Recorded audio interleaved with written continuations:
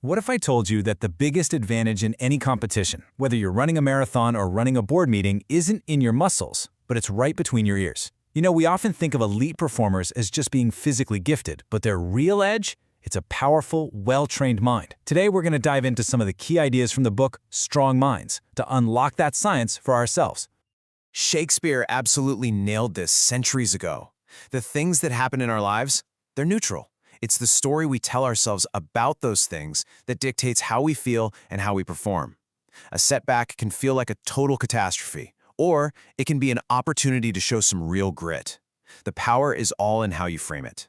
So, here's the crucial point. The world's best athletes are basically geniuses of executive function. They are absolute masters of focus, of regulating their emotions, and of strategic thinking when the pressure is on. And you know what the best part is? These aren't just gifts they were born with, they are skills. And just like any other skill, they can be learned. To build these mental skills, we've first got to understand the science of what holds us back. And it all starts with a pretty revolutionary idea about the true nature of fatigue. Think about the last time you were just utterly exhausted during a workout. I mean, you felt like you couldn't possibly take another step. But was your body truly empty? Or was there something else going on? Well, this brings us to Professor Tim Noakes' central governor theory. It suggests that fatigue isn't your muscles failing. It's an emotion. It's a protective signal from your brain, like a governor on an engine, telling you to slow down to prevent any real damage. This means that feeling of exhaustion is really just a negotiation. It's not a hard stop. And this leads to the famous 40% rule, which you hear about from Navy SEALs. The idea is that when your mind is screaming at you to quit, telling you you're completely done, your body is probably only at about 40% of its actual capacity. That massive 60% gap, that is the playground where mental skills make all the difference. And this just illustrates perfectly how our brain handles pressure.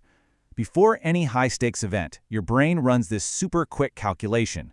Are the demands of this situation bigger than my resources to handle it? If the demands went out, you enter what's called a threat state.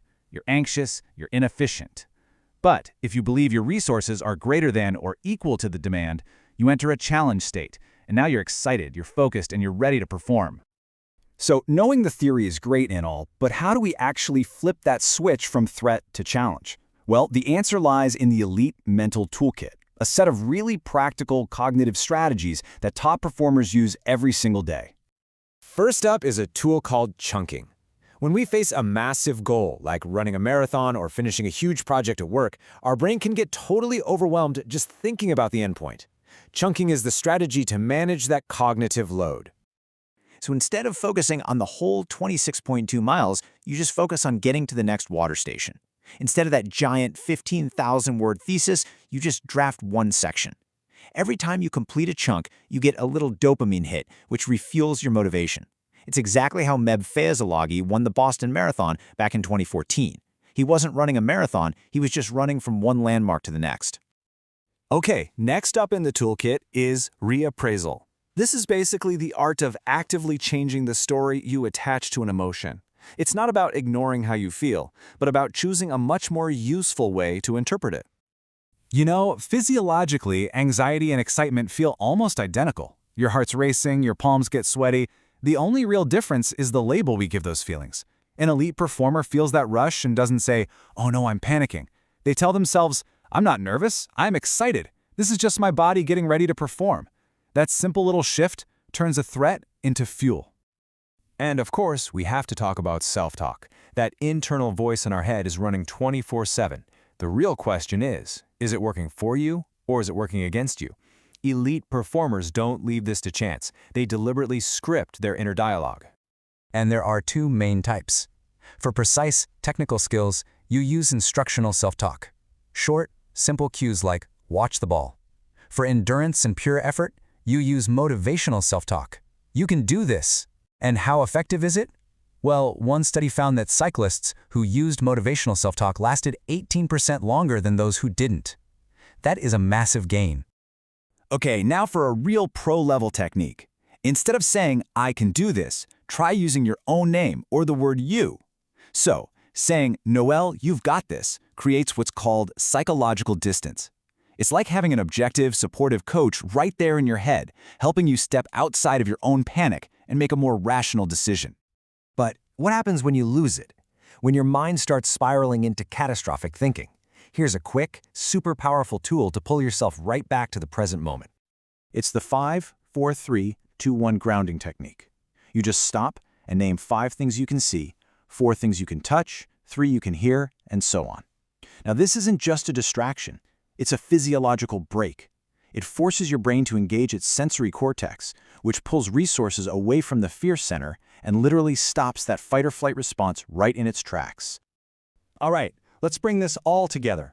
All of these tools are designed to help you win your inner game, especially when you reach that critical moment, the decision to persist or to quit. We've all been there. The pain is real, the finish line seems absolutely impossible, and every single part of your brain is just screaming, "Stop!" Quitting in that moment is an emotional, impulsive choice. But what if we could make it a rational one? This is the Decisional Balance tool. It's a simple little matrix that forces you to consciously weigh the pros and cons of both quitting and continuing.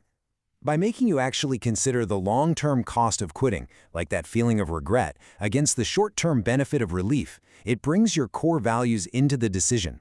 And that makes it much harder to give in to a momentary impulse. And let's be crystal clear, this stuff isn't just for athletes. This entire toolkit, chunking, reappraisal, self-talk, that decisional balance tool, these are life skills. You can use them to ace a job interview, to lead a really difficult project, or just to get through a tough day. So, if you remember anything from all this, remember these 4 things. Your mind, not your body, sets your true limits. Stress is just a signal that you can learn to reinterpret. You conquer big goals with small, deliberate steps, and the right inner dialogue is a powerful performance enhancer. Elite runner Alvina Begay really embodied this when her community was hit hard by the pandemic and her father suffered a stroke. She used her athlete's mindset to focus on small wins and to find gratitude even in a crisis.